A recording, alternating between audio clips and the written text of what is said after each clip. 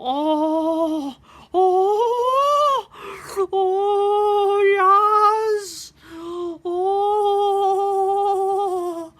yes. Me coming out immediately after taking a massive begging and ready to gang rape. Oh, yes. That's the Golden Lover style. I fucking hate that guy. What a fucking gay guy. I swear to God. He comes out and it's like, oh, he legit came out looking like he's fucking ready. Came out after getting pegged up the ass. And he's ready to fucking gang rape all these gay men. All these fucking men. He's like, oh my God, more men. Now it's time for me to do the pegging. This time with my beautiful Kenny. Fucking hate Kota Ibushi. I don't understand how he smarts like this guy. And this guy coming in and he's punching everybody like he's a fucking tough guy. He's punching with one punch. Like he's like fucking The Undertaker. Like he's fucking Brock Lesnar. Like he could punch somebody and they're beat down. Like how fake does that look? Looks so gay too. Anyways, ladies and gentlemen, yeah, hi. Alrighty, folks, ladies and gentlemen, it is time for your late out of date Blood and AEW Dynamite review. Blood and Guts 2023 wasn't the worst show. I think it was pretty. I mean, I didn't really care much. You know, it wasn't a terrible show all overall. You know what I mean? It just like, okay, it's your kind of your typical, you know, pay-per-view on television special where they're gonna, you know, try to make you care because we're gonna give it a name instead of calling it Dynamite, and we're having Blood and Guts. It's gonna be called Blood and Guts. You know, they have their Blood and Guts match, well, the War Games type of thing. You know, grab your Coca-Cola, drink my Nestle Spy, Mrs. Bitches go. Oh shit, oh shit. Let's talk about the show, shall we? I don't think chicks, like, even if this show was like, you know, wasn't the worst, chicks wouldn't like be like, what the fuck is this? You know, you won't be getting them making go oh shit with this show, because they'll be like, what the fuck am I watching? Why am I seeing some Japanese guy punching somebody like that? You know, like seriously, come on. And also, especially when you fucking the first thing you see, and I'm sorry, like when the first thing you see is Jungle Boy coming out to Beethoven, I'm turned off. Okay. Oh shit, cheers, motherfuckers.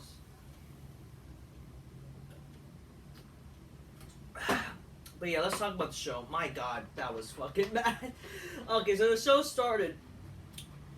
Jungle Boy, he's burying his Jungle Boy look. Okay, so he's Jack Perry or where the fuck he is. I don't fucking know. He buries his Jungle Boy getup. And then he goes into some, you know, whatever, limo. And then we hear the fucking Beethoven music. We literally hear Beethoven, like, dun dun dun dun dun dun dun dun, like the fucking, you know, the Beethoven movies. Like if you fucking watch the Beethoven movies with the dog, it's literally that song with fucking Jungle Boy Jack Perry. And it's like, it was one of the most awkward, fucking weirdest, most lamest fucking entrances I've ever seen. And it totally does not match. And again, it's laughable. It's fucking laughable. When the guy came out, I laughed of how fucking retarded that looked. It was a joke. What a joke that was. Jungle Boy coming out with Beethoven, and it looked so fucking ridiculous. It was fucking ridiculous. Okay? The guy totally does not fit as a fucking heel. Let alone that fucking music just sounds stupid. You know, you would think that, hey, like, you know, this guy is supposed to be, you know, maybe people saying he should be Hollywood Jack Perry. Then you would think at least try to have some fucking stupid music that's like trying to be edgy. But this guy, you know, oh, you know, no more Jungle Boy music. Like that, with all the smarts would sing to it, which is like, I guess, the only positive. But then you got this song, which like, this totally does not match. This guy's, again, Beethoven will only work if you're like some fucking specific, you know, character. Like if you're like trying to be like Hunter Hearst Helmsley, if you're trying to be like Damien Sandow. What is this? What is this kind? What is the gimmick? What is the character of Jack Perry? Oh great, he has Beethoven, and it's so fucking laughable. And you know what's worse? In the first match, he defeated Hook. So this was like Hook's first loss. And yeah, you choose him to beat Hook. And oh, he's the FTW champion. It's not a real fucking title on the company, blah blah blah. But come on, can we be for real here? This is Hook's first loss. And he loses to fucking Jungle Boy, whatever the fuck he is, Jack Perry, I don't give a fuck what he is, who has now Beethoven music, and literally his character, and he doesn't really have a character, and you're not gonna buy this guy's a fucking heel. So he's the first guy to beat fucking Hook. So much for this supposed big streak of Hook, this supposed new star that people fucking say this guy could be something, man. You know, all the guys like overhyping this guy, you know, mostly because they're probably sexually attracted to Hook. Because they're probably weird people, you know, they like fucking, you know, they're probably like secret closet homosexuals. And not just that, they're fucking, you know, they're kind of pretty pedoish because they fucking see this guy as this young boy like, oh wow, you know, and they're pretty predatory, these fucking Smarky fans, you know what I mean? But yeah, fucking Hook losing to Jungle Boy. The way that he cut that in me, like, you know, you should have fucking done some fucking change. You should fucking, like, literally call an audible and seriously, no, change your fucking mind. Because that is just a joke. Jungle Boy being the first guy to beat Hook. Oh, you know, get it? Oh, the referee was knocked out. He used the title. Oh, and then, like, again, Jungle Boy does not fit a heel at all. It's just laughable. I can't help but, like, what a joke of a heel this guy. This is why I will go out, down as one of the worst heels ever. Like, why should I care? Like, I'm sorry, why should I care?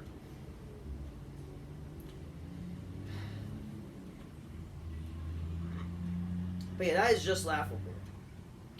I'm sorry. It just looks stupid. Nah. Yeah. Then we get a recap. We see Jericho and Don Callis. They have a dinner together or whatever.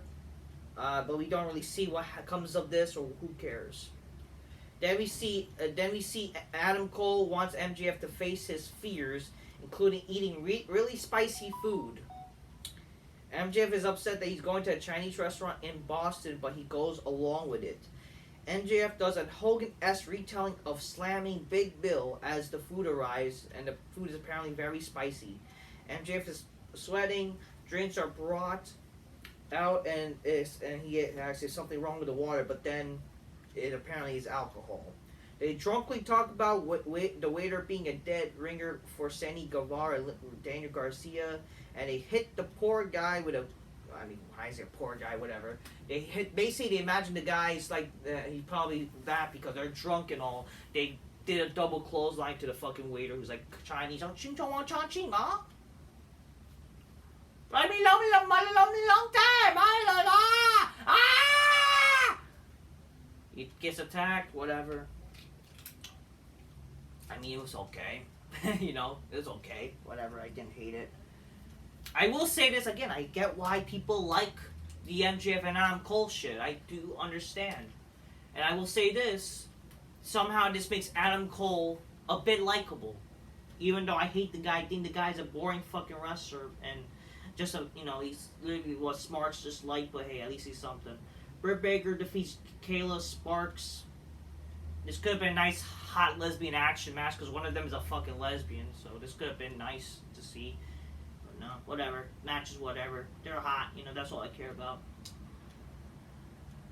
Renee interviews Adam Cole and MJF. Cole says he's not surprised by their chemistry. He's lighting in a bottle, and they're going to win tonight, and they're going to win the tag titles. Max says they only got Plan A, which is a double clothesline, and they don't need a Plan B like Sammy with his skank wife. Oh man. MJF says has a gift for Adam, matching trunks. Adam has a gift too, matching jackets. He promised one thing that just surprised, but MJ will have to wait for it, which, yeah. And then a frustrated Roger Strong rolls up after abandoning him after being bemoan his pal Adam trusting. I don't fucking know. All you need to know is just fucking Roger Strong is like, why is my gay boyfriend interacting with the MJF? I want to suck his dick, but he's so busy with that man. He's probably falling for him, like that type of shit. Whatever. Jericho came out for do commentary during this match, and I'm not gonna lie, this was pretty funny. Adam Cole and MJF, so MJF comes out, his music, and he said, and they're like, oh, you're playing my music again for Adam Cole, and then it turns out to be a mashup of the Adam Cole theme, and I'm not gonna lie, I thought that was funny, and I thought, like, you know what, this is actually kind of cool. Definitely MJF, as much as he's guilty for his smarky catering bullshit, this is helping Adam Cole, and MJF is actually pretty entertaining and definitely talented, and it's helping Adam Cole. And you know what? If they were to be this little tag team type of thing, I don't mind it. I like it. I do like it. This is actually something I actually generally don't mind and actually kind of like. And I cannot believe I'm saying that because I don't give a shit about Adam Cole gay. But wow, I'm actually surprised that, Adam Cole is finally capable of doing something that's actually kind of funny and interesting. And this is actually kind of happening. He's like obviously playing that he's the lame, kind of weird type of not coolest guy. But MJF, he's supposed to be the kind of coolest type of dude. People say this is like the modern Rock and Mankind type of shit. Obviously, it will be nowhere near as that. But you can see why people are saying that. It's just Adam Cole is kind of being the weird dude. That's not really the most coolest guy. But MJF, he's kind of like, so it's kind of working. So I like it. They come out with their mashup theme, and it's actually kind of funny how they did it. And it's actually not a bad theme too. Then before the match starts, you see the freaking the Daniel Garcia guy dancing. It's like, why is his gimmick his he's dancing? Whatever. But then MJ says, "You want to dance up? We'll dance." And it's like, this where it got okay. You don't need to do that. And all of a sudden, you know how Smarks they criticize, WWE or pro wrestling for their sports entertainment antics, even though WWE and AEW. When you say pro wrestling means sports entertainment, you dumb fucks. So AEW was already sports entertainment. Because pro wrestling literally means sports entertainment. It's like fucking saying yams and sweet potatoes. What's the difference? There's no difference. It's fucking stupid. This where, it's funny. All the smarts praising this. So they all dance. Obviously, Adam Cole, he does the weird dance, which is kill the vibe type of deal. And this is okay, you kind of overdid it with this. So I didn't like this part because I thought it was kind of lame. And again, it's funny, people criticize WWE when they do some stupid dance shit, but they praise this. And again, I don't like when WWE does stupid dance segments. What's the point of that? Unless, again, it only makes sense if your character is to dance like Rikishi and Too Cool. That one, stuff like that makes sense. How the fuck does this make sense? Why would they just have a dance-off? Just saying. Come on.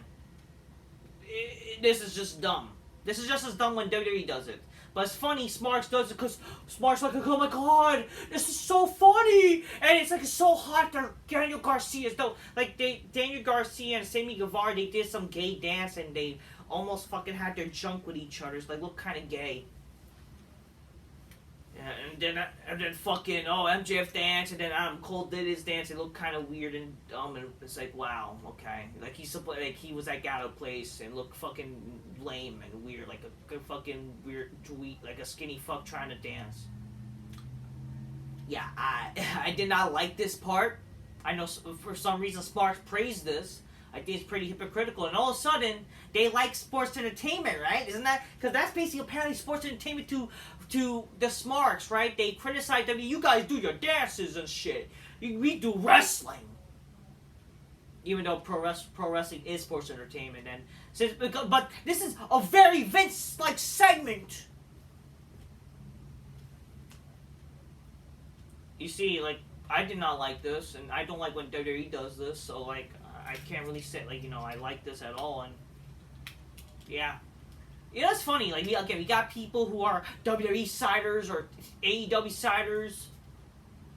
Or some people that like both. I'm in the fucking opinion that how about fucking both suck. We need more of that because we need to criticize the problem with modern wrestling, people. Come on. Adam Cole and MJF defeated the Jericho Appreciation Society with the double clothesline or whatever. The match was whatever. The Jericho Appreciation Society walk beside Jericho and they leave like Jericho, and Jericho goes to talk to them, and then yeah. So there's essentially the Jericho Appreciation Society. After the match, Adam Cole had the world title, and he was staring at it. But then MJ's like, "What the fuck are you doing? What are you gonna do something?" So basically, MJ thought that he was getting blindsided by Adam Cole after all they did. So yeah. And then after that. They just basically, they taunt in front of the fans, and then, the FTR team comes out, and they have, like, a stare down with each other, and, just, like, leading to their supposed match that's going to happen, I think, on Collision. I don't think it's this week. I think it's going to happen, like, next week or something? I don't even know. I don't know when. But all I know is, like, it's going to happen eventually, and that's when they're going to have their match. So it's going to be on Collision. Again, in my opinion, I wouldn't mind having Cole and MJF winning the tag titles. I actually would love it. I actually think it would be a cool idea. I'm not saying they should turn on each other. Maybe like MJF was thinking like, yeah, he's turning on me type of shit. That would be feel like reluctant, whatever. I think what they could do, and I think this could be a little fantasy idea, sure, have them win, and then maybe Adam Cole, like, in honor our new tag team bullshit, whatever, let's have a respectful match for like our tag for a one-on-one with the world title. You owe me that type of shit because they're good buddies, but you owe me that. And MJ is like, yeah, you never really cared about this team type of shit. You could do something like that, and then eventually maybe like I don't know when they could do the match. Does that mean they should do it all in? I don't know, because they need a match to do it all in, right? I clearly think like an all-out, the match that they should do for the world title is Punk versus MJF, because that's like the match that makes more sense. Even though actually they kind of ruined that with Punk losing on Collision, but I think why not? Sure, you could do Cole and MJF at one whatever. Maybe if they're gonna do it at the stupid All-In show, sure. You could do this thing where MJF like he doesn't trust Adam Cole. They keep trying to convince each other. You could try to do this thing where Adam Cole convinces him, type of shit. And then eventually you could do this thing where like, MJF is actually a good guy, where he wins. I would definitely have MJF win this supposed match. They both earn actual respect for each other, type of shit. And you could probably do this thing where like, yeah, like Roger Strong, he turns heel on Adam Cole because that's clearly what they're doing. And you could show that MJF is actually like this good, legit good babyface, that he actually cares for Adam Cole, and he helps him type of shit, and then that could lead to like what, the all out maybe Roderick Strong versus Adam Cole, what they're clearly trying to do, I guess. I think that seems like what they're trying to do, and then you could do MJF versus Punk. I don't fucking know. I think like sure, why not do this thing where MJF becomes a babyface, like legit a babyface. Because then, like, you're gonna do this shit where they're gonna turn on each other type of shit. Some people say, this is gonna be like the festival of friendship. By the way, that festival of friendship shit is literally the most overrated segment. I remember seeing that live, and I was bored. Like, why do people like that shit? I don't know what to fucking tell you. Like, it looked fucking gay. Oh, but Karen was attacked. Like, how do people want that? And, that should have been the Universal title match. Do you not remember how the match was when it was for the U.S. title?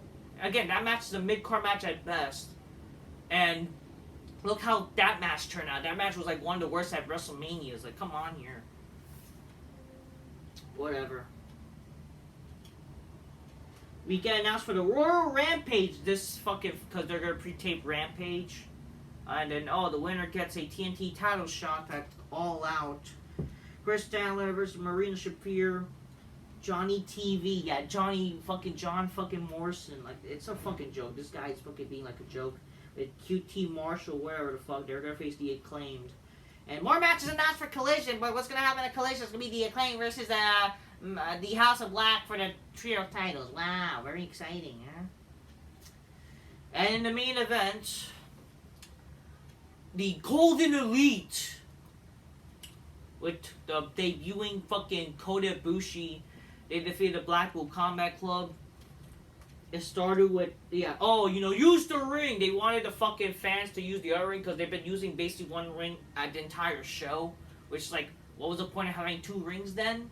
I mean, I understand, sure, blood and guts, but, like, wouldn't it make sense? Like, couldn't the idea that they could use two rings the entire show since there were two rings? Whatever. So the match started with Kenny Omega and Cesaro, or Claudio. Then eventually every other people come out, whatever. What's that? What, the second, it was like, what? Fucking... Who came out the second? So basically, like, the advantage was for, like, the Blackpool Combat Club. Who came out second? Pac. Then Hangman. Then the Young Bucks after that. Like, after, then it's gonna be, it was like John Moxley. Then Takashita. Then the last of the, then the last was Kota.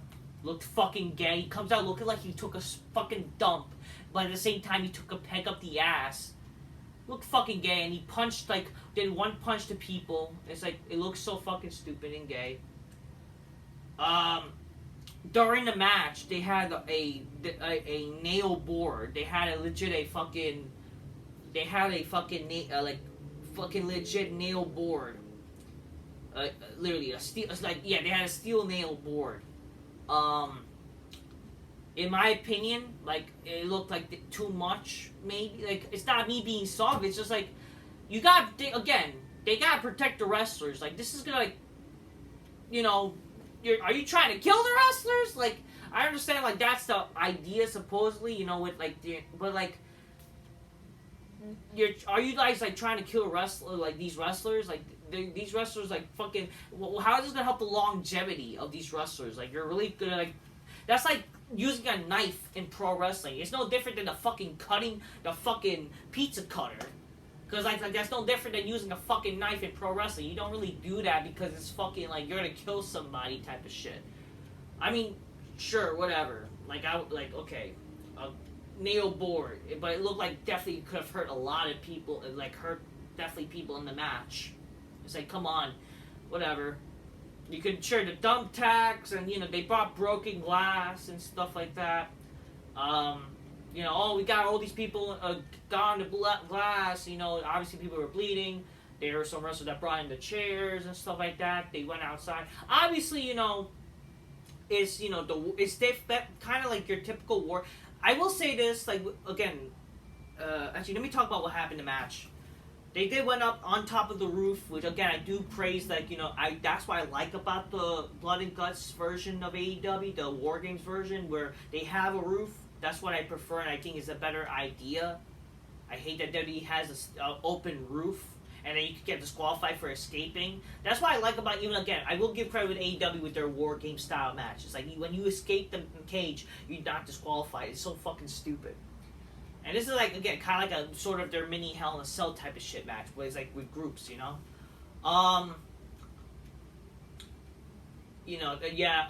get backdrop to the fucking thumbtacks. There was, like, more thumbtacks dumped. There was a table spot. After crawling, they did the typical, that both teams are standing up and they all fight each other like it's war, It's kind of typical because, again, they did that recently with the War Games match in WWE, and they kind of always do this. I think they even did it like last year or 2 years ago. I remember they did this 2 years ago when they did their first Blood and Guts match.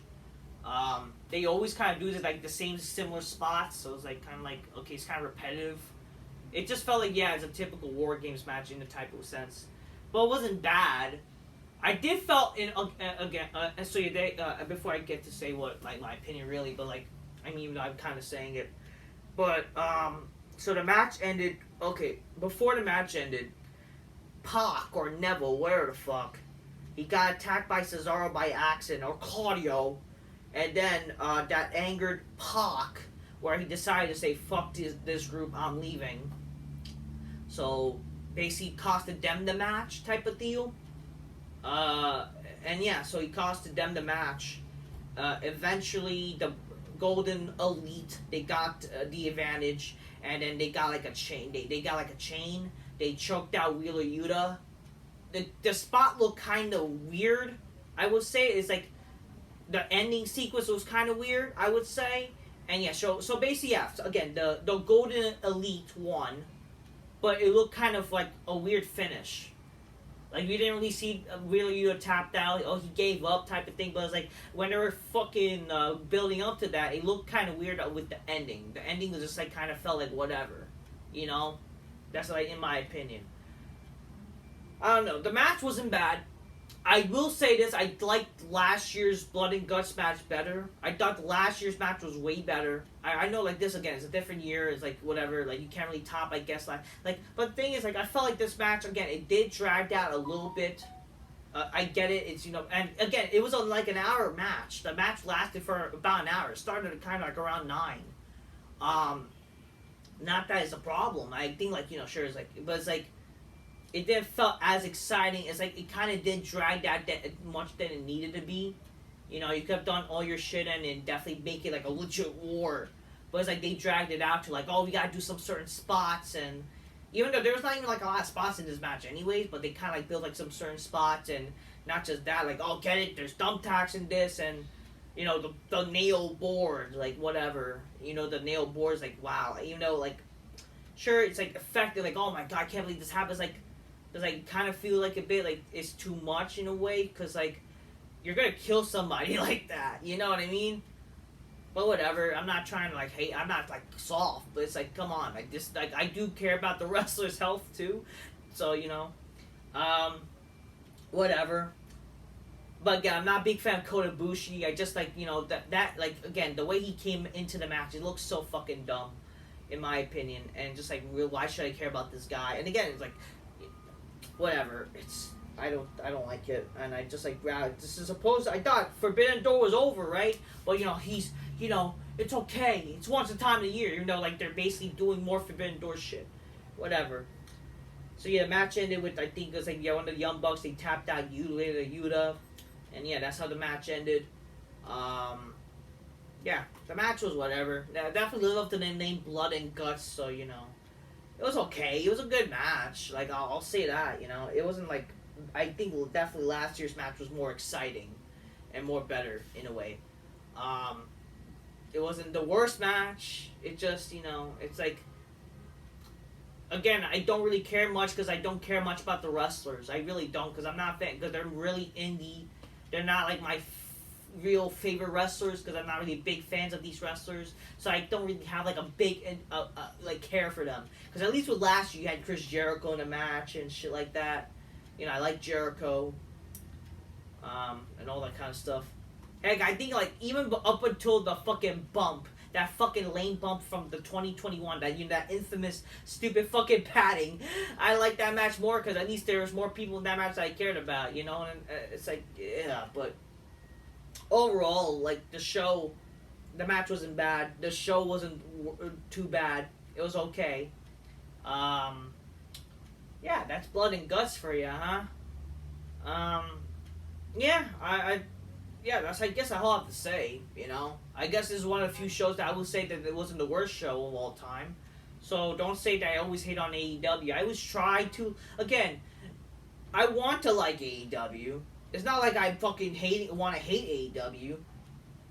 I want to like it, but I'm sorry, it doesn't help when you again have a fucking Mark who's the owner of the show, who again you have this show carrying to more the Smarks. They're more about indie style bullshit. They don't really have large and life characters and storylines going on. Like, it would be nice to see more of that, you know, more of storylines and great characters building up to matches and logical matches instead of matches that have to be dragged out because it caters to smarks. Like, it's not a problem having a short match, which I like that. That's what I liked about the Britt Baker match. Like, it wasn't long than it needed to be, because who the fuck cares about the otter jobber bitch? Like, who the fuck knows that bitch? You know what I mean? So I would say the show was whatever, but I mean, again, definitely the Guts match was the more highlight of the show. It was definitely the only real good match of the show, which saved the show, I guess, from being like alright terrible. But my God, that fucking Jungle Boy shit is fucking, get the fuck out of here with that shit. Okay, change the song ASAP. You know, just fuck Jungle Boy. You killed that guy's career is dead. Okay, it's deader than the fucking gimmick that he had before. Okay, fuck Jungle Boy, Jack Perry, whatever. That character is shit. I don't know, whatever. Other than that, the show was whatever. It wasn't terrible. You know, it's just like, you know what I mean? Definitely the only main highlight was the main event. That's it. Because that's what it's about. That's why they call it Blood and Guts, right? So, okay. So yeah, that's the show for you. I'm just keeping it real. Get your gains closed by Nisleys, by Miss Bitches go, oh shit. That's what I'm gonna say. Even though, again, good match, but it's like the wrestlers, I didn't care much about that, you know, to say it's such a great match. You know? So there you go. And the first time seeing Kota Ibushi in my TV screen. Get the fuck out, please. I don't want to see that fucking guy again. Seriously, look fucking gay as fuck. Oh my lord. I'm dead sure that fucking after that match, Kota and fucking Kenny had the most bloodiest gay ass fucking sex possible. They were gonna probably have some hidden AIDS. I don't fucking know. Yeah, that's all I'll say, people. I'm just keep real. Till next time, peace. Yeah, bye. Fuck Kota Ibushi. He's fucking gay.